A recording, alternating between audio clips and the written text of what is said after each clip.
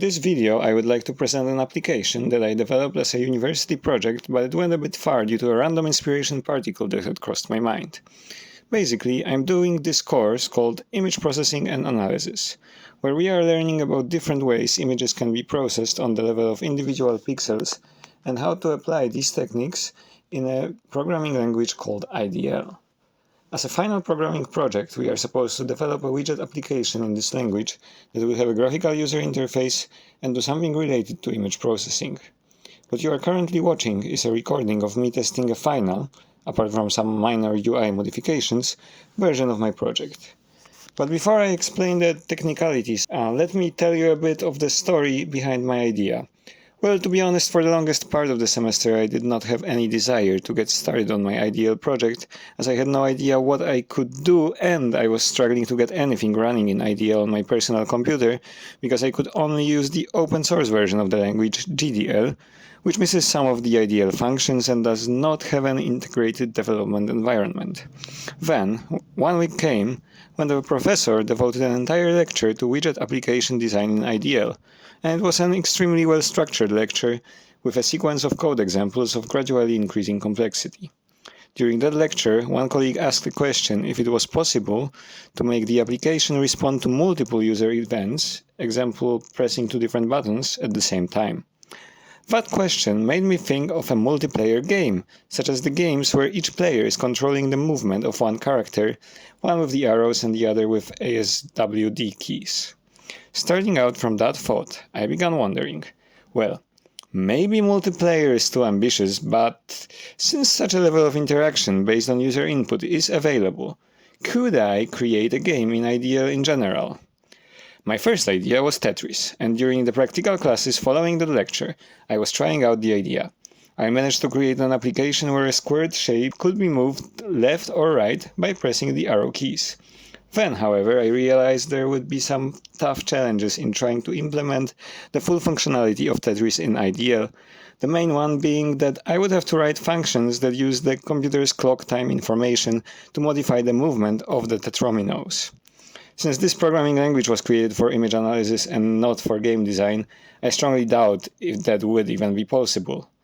Anyways, I quickly began wondering if there would be some other game that I could code, where the interaction is driven solely by the keyboard input from the user, but does not depend on the time. That's what made me think of 2048, and I soon started developing it on my laptop. Conveniently enough, it turned out that the functionalities related to widget applications work just as well in the open source GDL, without any of the erratic behavior I had experienced when running some simpler, ironically, programs. The only remaining challenge was figuring out how to debug my project without the IDE, but I quickly learned my bearings in the ways of doing it solely by printing the values of variables under suspicion inside the console, which is essentially identical to the way I debug my Python codes anyway, except that I can print them straight in Jupyter notebooks. Anyways, within 3 days I had the functionality of the game encoded, except the tiles were just meaningless squares that got progressively grayer, as you can see in the snippet of an old screen recording. The Instagram story you have seen at the beginning of the video was from the very first night of the work, where I was just testing random generation of new tiles. Having developed the very basic 2048, I had to make it more interesting and playable to achieve that, and also to link my project with the subject of the course, which after all is about image processing and not game design. I continued developing the application in which the user can choose his own images to serve as the tiles in the game and can pre-process each of them in several ways. Now, before I guide you through the functionality of my application exemplified by this screen recording, let me just say that I published my code on GitHub, and I provide the link in the description of the video, so you are welcome to download it and play with it by yourself. Now, I imagine that the majority of the viewers of this video won't have IDL on their computers, as it is a very specific and expensive tool. Therefore, I encourage you to install GDL, the GNU data language, which is free and compatible with any OS. If you are using some inferior operating system such as Windows, the graphical elements of this widget application will probably look slightly different on your computer, different appearance of the sliders and buttons, but of course it does not matter. I did a lot of testing, but if some functionalities won't work on your computer in the way I describe them here, please report them to me by commenting on this video or writing a private message on Instagram. So what you are seeing now is me editing one of the images with the functionality my app provides. Earlier in the recording, I had loaded all images for my tiles, which correspond to objects in the solar system that get progressively further from the sun. The final one is the New Horizons probe. You may notice that if I would want to load a different image for a given tile, I could still do it. And the text on the buttons now accurately says change image instead of choose file. If I were to do so, the new image would be loaded with default initial setting on the sliders. At any time, I can choose a tile for which the image had been loaded. Press on the tile preview, and it will be activated, displayed with the remembered setting on the sliders, ready to be edited again. Active image is given a blue border around its tile preview. There are 5 sliders. The first 3 let you choose which square-shaped area of the image would you like to crop out for your tile. The zoom is self-explanatory. The X and Y sliders are expressed in percentages, which refer to the range of possible central points of the square available for the given level of zoom. In particular, you may notice that in the initial situation where the zoom is at 100%, one of the positional sliders does not have any effect, as there is only one possible value of the square center's coordinate in the shorter dimension of the image. This way of defining the X and Y sliders may feel a bit less intuitive than with pixel values directly, but I stick with that because the alternative would require dynamically changing the range of those sliders depending on the zoom level, which seems way more error-prone to me if it can even be done. The remaining 2 sliders apply 2 basic point-to-point transformations: brightness, adding a fixed value to each pixel, and contrast, a linear transformation of variable slope dependent on the slider, applied before the brightness change. You may notice that the tile preview windows look slightly different than the cropped square preview in the top center, especially for the higher tiles. Well, this is because each tile is superimposed with a base tile of increasing brightness, which is reflected by the initial appearance of the tile preview windows. In this way, even if you uploaded 12 copies of the same image and made absolutely no modifications with the sliders, the tiles would still be distinguishable, albeit barely. Once you upload 12 images, it is possible to start the game by pressing the button. If you try pressing it earlier, only a warning message will be provided. In theory, I could let the user play with the default base tiles, but I think that would be pointless. And if you want to play with grayish squares instead of images of your choice, you might as well go online and play the traditional 2048, right? Now, once you enter game mode, you will notice a few things change in the application with the game area clearly visible. And the annoying part about IDL is that it will not immediately recognize that you want to interact with the game area. So when you press the Start Game button and then start pressing arrow keys, nothing will happen. You need to click on the game area with the mouse first, so it's recognized as an active window. Only then you can actually start playing.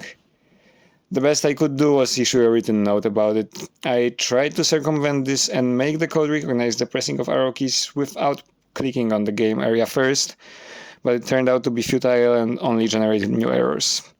But well, now you have the written note, and you have this video explaining all the functionality of the application, so just keep this in mind when you use it. And otherwise it's your problem if you didn't care to watch the video until this point. Once you're in the game, it's pretty straightforward. In fact, it's rather dumb and gets boring at some point just pressing the arrow keys to move the tiles. I mean, it's still fun to play, and I already played my game several times. So far I haven't gotten beyond 512, to be honest. But for me, the main fun was just developing this, honestly, and the satisfaction when I got everything working so neatly. You may notice that even though I dubbed the last tile as 2048, the game is actually twice as hard as the classic one, because I associate the first one with 1, i.e. 2 to the power of 0, and not with 2. So it's as if you played the original game, but went on until 4096 instead of winning at 2048. This is also explained inside the app, there on the upper left. The main reason is the fact that 11 is a prime number, annoyingly, which would be extremely inconvenient for display purposes if we just had 11 tiles instead of 12.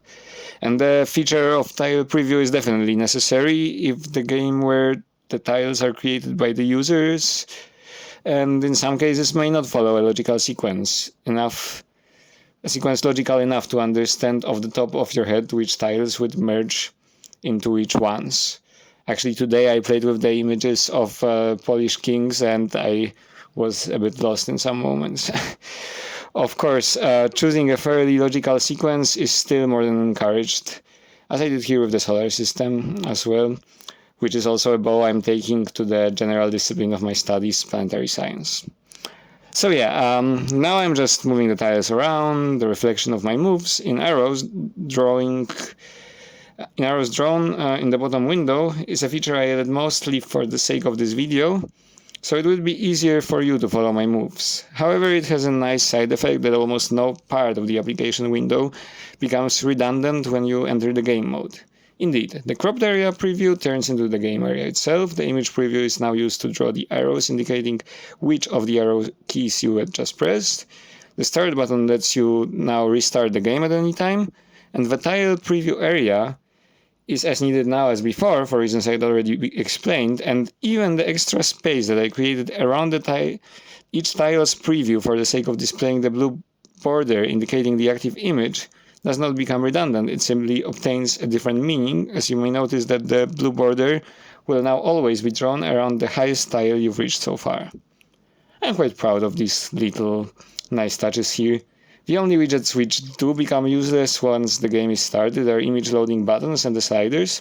I considered distracting them once the game is initiated, but it proved to cause some errors as their ID numbers were being asked for somewhere in other functions, and anyway, it's not a big pain that they are there, and otherwise there will just be empty space. And I made sure that they are not going to cause any effects if the user interacts with them after the game was started. If you try testing this, remember that you would then have to again press on the game area in order to continue playing. So yeah, I think that more or less summarizes my project. I hope you like the idea and you will enjoy playing with my application. If you're tired of listening to my ramble, feel free to stop watching, but as we now are witnessing me failing to reach beyond Neptune, let's move on to some recordings which I made while working on this project, if you're interested in some more detailed nerdy insights. First day that I came up with an idea of screen recording and turning this thing into a video. I was staying up until almost 2 because I wanted to get that functionality. There are still some issues. It's not exactly like that. It doesn't check if the player is able to execute a move or if the player should in fact lose, and of course these tiles are super inconvenient for any potential player, because especially when they get darker, basically for now they are just like intensities divided by the power of 2 corresponding to the tile. Yeah, once they get bigger it's getting super confusing. This is such a horrible version of the game. Now it's gone wild, like after I kinda did something wrong. Whoa. And one more thing for today, just out of curiosity, I'm gonna see, determine the dimension of the grid, if this works, because I actually haven't tested this thing yet, but hopefully, yeah, kinda. I think there's more bugs showing up. Oh, okay, for now.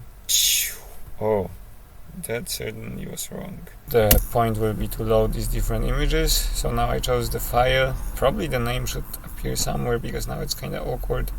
But now I will press load and the image is displayed. I don't want to have to edit every bit of code when I copy pasted it for 12 tiles until I have the functionality for the first one. So for now I'm working on that. Another update. So I managed to get all the functionality for one image that I wanted. Let's check out this image of the sun, and yeah, I can like move around.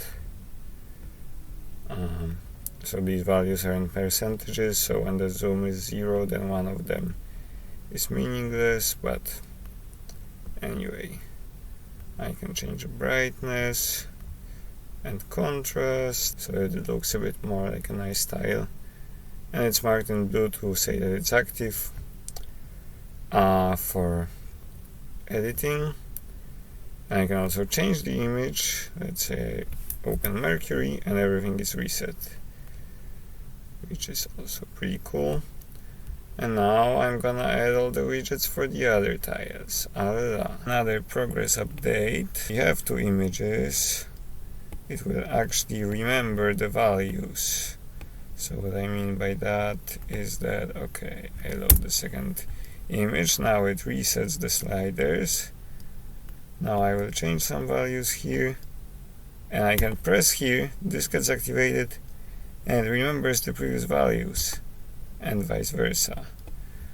It took some work, but it's pretty satisfying. And what's even cooler, well, basically now I need to create this for all these tiles, and well, it felt kinda grueling to especially this part because it's kind of unavoidable. Fortunately, with object-oriented programming you cannot create widgets out of thin air, so this could not be comprised in a for loop, but it can be comprised in a Python for loop to generate the string of the code. So I just made a function, and this is actually really cool because basically it generates the whole code for me with just these minute changes for each number. And here's the other code. That one's a bit simpler, but still it's nice that I don't have to do it manually. Ooh, I already see one mistake, which I can easily correct now.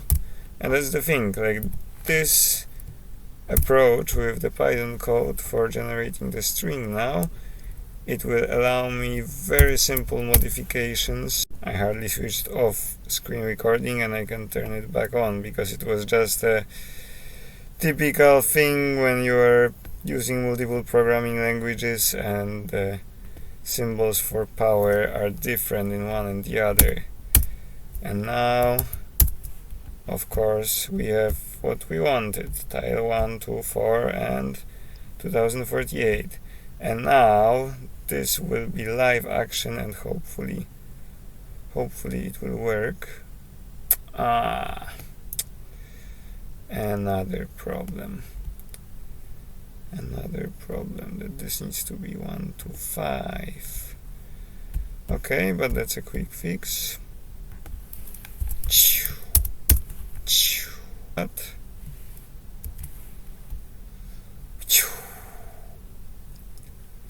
So I got this code kinda that I need to adapt this, but this is not a big pain to do it manually, so probably will be faster. But I generally am not a big fan of relying on ChatGPT for whatever task you need to accomplish, but just look, like it took me, I don't know, maybe 15 minutes to have to get this thing going, and like the Python code. And now if I see a small mistake, it's like that easy to correct. Like I just change one line of Python code and it corrects all these, like 442 to 5. Whew! All these like 150 approximately lines of ideal code in one shot. So that's quite satisfying. Oh. Okay. That's kind of what I expected. Like here I clearly made a mistake, so look at this. So of course there is an obvious problem that these will need to be rearranged because they take up too much space and so on. Apparently even those. But in principle I can work with that. That was the last recording that came from the time that I was working on the project. However, I will make one bonus recording here. Earlier you've seen how I was experimenting with changing the G variable, which determines the size of the grid. And if I now do the same, I'm just gonna literally, all I have to do is change G for 5, and I could actually stick with that, but I will change P for 4 just so that the tiles wouldn't be too big, because P is like the logarithm of the size of the tile, base 2 logarithm. That's all I have to do. Now I save this. I will take this excuse to also illustrate another issue and how I resolved it. Basically, I wanted to make the version with different reincarnations of Doctor Who, and I installed these well, I downloaded the images, and this is the first Doctor, but it's a monochrome image. And actually, well, like, I already had the full functionality earlier, and this image didn't load still. Yeah, apparently the reason for that is that it only had this one channel saved, and my functions were trying to call it as an image with 3 channels. But then I just resolved it in a code with basically creating 3 copies for the red, green and blue channels. Right now the code can handle both APG or PNG files, and they can be both monochrome and